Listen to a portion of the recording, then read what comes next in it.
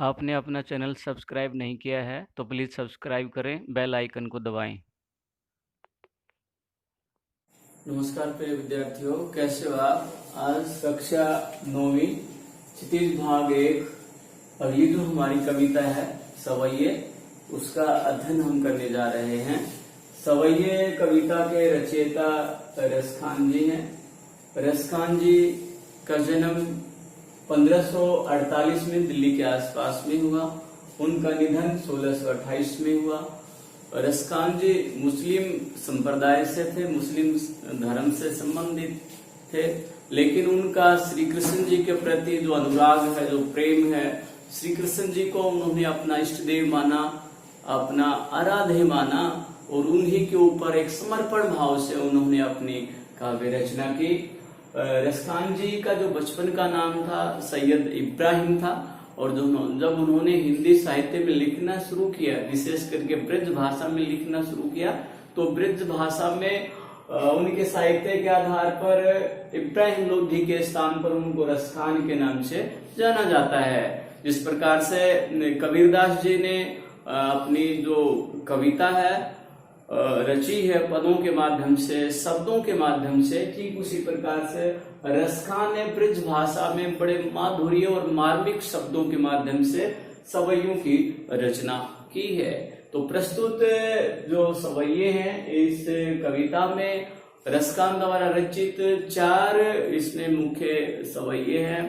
अगर हम रसखान की काव्य शैली की बात करें, उनकी भाषा शैली की बात करें, तो उनकी जो भाषा शैली है रसखान जी की, वो शब्दाडंबर नहीं है, उनमें वास्तविकता है और मर्म को छूने वाले मर्म स्पर्शी शब्दों का उनका प्रयोग है।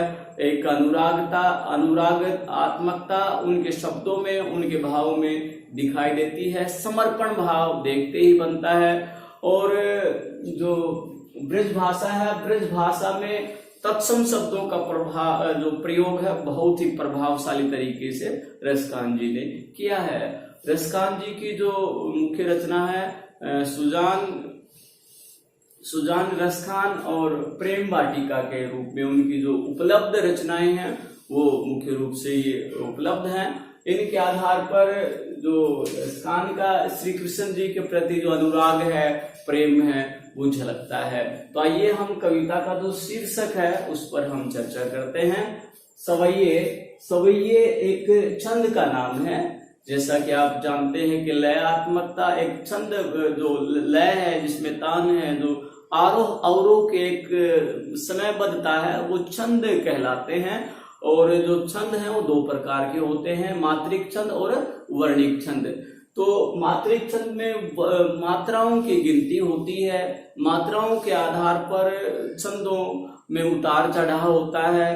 और वर्णिक छंद में वर्णों की गिनती होती है, वर्णों के आधार पर ही उनका नामकरण किया जाता है। तो जो सवैये है एक छंद का नाम है, और ये छंद कौन सा है?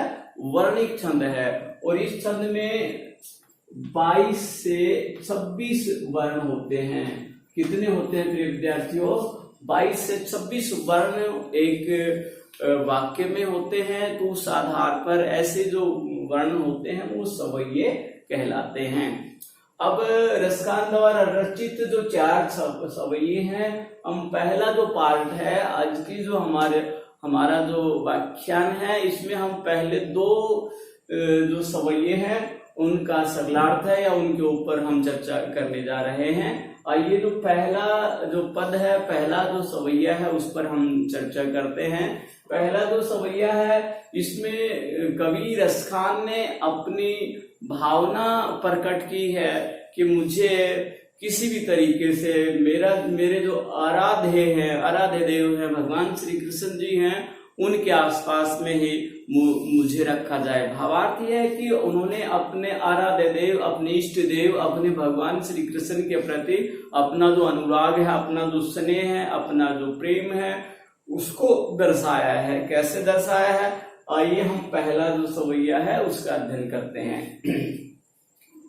मानुष हूं तो वही रसखानी, बसों ब्रज गोकुल गांव के गवारन, जो पशु हो तो कहाँ बस मेरो, चरो नित नंद की धेनु मंझारन, पाहन हो तो वही गिरी को जो कियो हरि छत्र पुरंदर धारण, जो खग हो तो बसेरो करो कालिंदी कुल कदम की डारन। प्रसंग प्रस्तुत काव्यांश हमारी हिंदी की पाठ्य पुस्तक क्षितिज भाग 1 में संकलित कविता सवैये से ली गई है। इस कविता के रचयिता रसखान जी हैं। प्रस्तुत काव्यांश में या प्रस्तुत सवैये में कवि ने अपने इष्ट देव भगवान श्री कृष्ण के प्रति अपना जो अनुराग है, अपना जो प्रेम है, उसका समर्पण भाव व्यक्त करते हुए कहा है कि मानुष हो तो वही रसखानी। रसखान जी कहते हैं कि मुझे यदि मनुष्य के रूप में जन्म मिलता है तो पृथ्वी पर कहीं और नहीं मिले, ब्रज गोकुल गांव के गवारन। यदि मुझे अच्छे कर्म किए हैं, मुझे अच्छा जन्म मनुष्य के रूप में जन्म मिलता है तो धरती पर कहीं और मैं जन्म लेना नहीं चाहूंगा। मैं चाहूंगा कि मेरा जो बसेरा है, मेरा जो निवास स्थान है वो ब्रज में रहे, और ब्रज का जहाँ गोकुल, जहाँ श्री कृष्ण जी ने अपनी बचपन की अनेक खेलियां की हैं, जहाँ श्री कृष्ण जी का बचपन व्यतीत हुआ है, ब्रज के उस गोकुल गांव के गवारन। जो गवारन कौन है? गवाले। तो मेरा जन्म वहां हो जहां पर ब्रज का जो क्षेत्र है, जहाँ गोकुल के गांव है, और उसके आसपास में रहने वाले जो गवालिये हैं, गाय रखने वाले हैं, जहां पर श्री कृष्ण जी का बचपन व्यतीत हुआ है, वहां पर मेरा जन्म हो। तो यहाँ रसखान जी ने अपने भावों को व्यक्त किया है कि यदि मुझे मनुष्य के रूप में जन्म मिले तो धरती पर और कहीं नहीं, अभी तो मेरा जन्म है वो ब्रज में होना चाहिए। ब्रज का जहाँ गोकुल गांव का निवास स्थान है, और वहां भी जो गवालिये रहते हैं, जो गाय चराने वाले हैं, जहां पर श्री कृष्ण जी का बचपन व्यतीत हुआ है, वहां पर मेरा जन्म होना चाहिए। अगली पंक्ति में क्या कहा? जो पशु हो तो कहाँ बस मेरो, चरो नित नंद की धेनु मंझारन। कहा कि यदि मुझे पशु के रूप में जन्म मिले तो मेरा बसेरा, मेरा निवास स्थान कहाँ हो? चरूं, मैं चरूं नित्य, नित्य हमेशा। नंद, नंद बाबा कौन है? नंद भगवान श्री कृष्ण जी के जो पिताश्री हैं उनका नाम है। नंद की धेनु, धेनु क्या है? गाय, मंझारन बीच में। यदि मुझे पशु के रूप में जन्म मिले तो वह जन्म भी मुझे नंद बाबा की जो गाय हैं उन गायों के रूप में मुझे जन्म मिले। भावार्थ है कि मुझे पशु के रूप में जन्म मिले तो भी मुझे वो स्वीकार है, लेकिन वो पशु, वो गाय हो, और वो गाय भी नंद बाबा की गाय हो, उनके बीच में चरूं। इस प्रकार की भाव, इस प्रकार की जो उन्होंने अपनी जो भावना है वो व्यक्त की है। अगली पंक्ति में देखेंगे, पावन हो तो वही गिरी को जो कियो हरि छत्र पुरंदर धारण। पाहन, पाहन क्या होता है? पत्थर हो तो वही, गिरी माने पर्वत को। कहा रसखान जी ने कि यदि मुझे पत्थर के रूप में जन्म मिले, पत्थर के रूप में जन्म मिले तो उसी पर्वत का, कौन से पर्वत का? जो कियो हरि, हरि किसके लिए है? श्री कृष्ण जी के लिए। छत्र, एक छत्र के रूप में। पुरंदर कौन है? इंद्र। भगवान इंद्र का जो क्रोध होता है और वो बहुत अतिशय मात्रा में बारिश कर देता है, तो भगवान श्री कृष्ण जी है वो सभी ग्वालों को बचाने के लिए पर्वत को अपनी उंगली पर धारण कर लेते हैं। तो उसी प्रकार की भावना यहाँ रसखान जी ने व्यक्त की है कि यदि मुझे एक पत्थर के रूप में जन्म मिले तो वह पत्थर उसी पर्वत का होना चाहिए जिस पर्वत को भगवान श्री कृष्ण जी ने पुरंदर, इंद्र के कोप से, इंद्र द्वारा अतिशय बारिश से बचाने के लिए जिस पर्वत को भगवान श्री कृष्ण ने अपनी उंगली पर धारण किया था, छत्ते के समान अपनी उंगली पर धारण किया था, उसी गिरी, उसी पर्वत का मुझे पत्थर बनना स्वीकार है। भावार्थ है कि एक एक रूप में उन्होंने अपने आराध्य देव, इष्ट देव भगवान श्री कृष्ण जी के प्रति अपना जो अनुराग है, अपना जो प्रेम है, उसको व्यक्त किया है। अंतिम पंक्ति में देखिए, जो खग हो तो बसेरो करो कालिंदी कुल कदम की डारन। यहाँ अनुप्रास अलंकार का बहुत सुंदर प्रयोग किया है रसखान जी ने। कालिंदी कुल कदम की डारन, क्या कहा? जो खग, खग क्या होता है? पक्षी हो तो बसेरो, कहाँ मेरा निवास हो? करो कालिंदी, कालिंदी शब्द किसके लिए आया है? तत्सम शब्द है।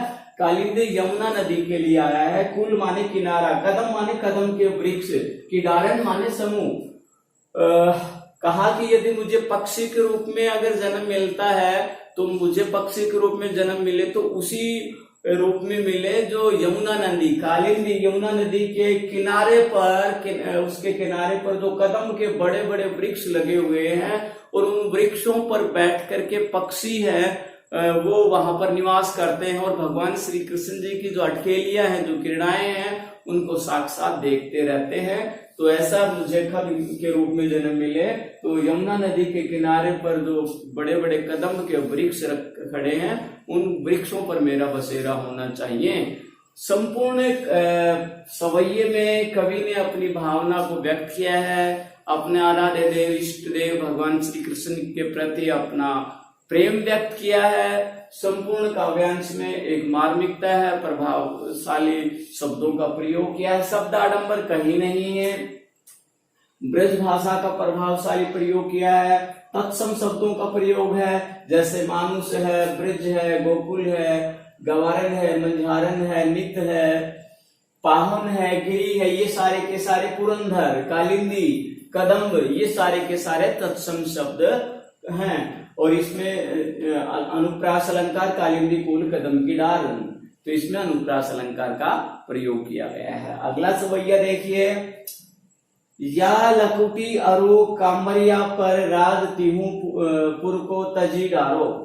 हमारा जो दूसरा सवैया है, दूसरा काव्यांश है, इसमें कवि ने श्री कृष्ण के द्वारा प्राप्त जो सुख है, उस सुख के सामने दुनिया के तमाम बड़े जो सुख हैं, तमाम बड़ी जो उपलब्धियां हैं, तमाम प्रकार के ऐश्वर्यपूर्ण संसाधन हैं, उनको तुच्छ माना है, बेकार माना है। भगवान श्री कृष्ण जी द्वारा प्राप्त सामान्य से वस्तु भी रसकान के लिए अनमोल है, श्रेयोधार्य है, अपने आप में अनुपम है, अद्वितीय है। इसी बात को उन्होंने इस सवैये में प्रस्तुत किया है। कैसे किया है देखिए, या लकुटी और कमरिया पर राज तिहु पुर को तजी डारो।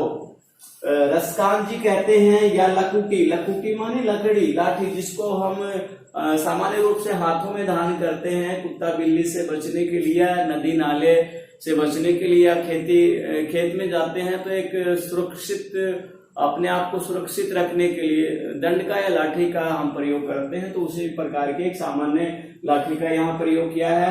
कमरिया मतलब कंबल, काला कंबल। कहा कि या लकुटी और अरु और कमरिया पर राज तिहु पुर को धारू। राज राज्य, तिहु तीनों, पुर लोक।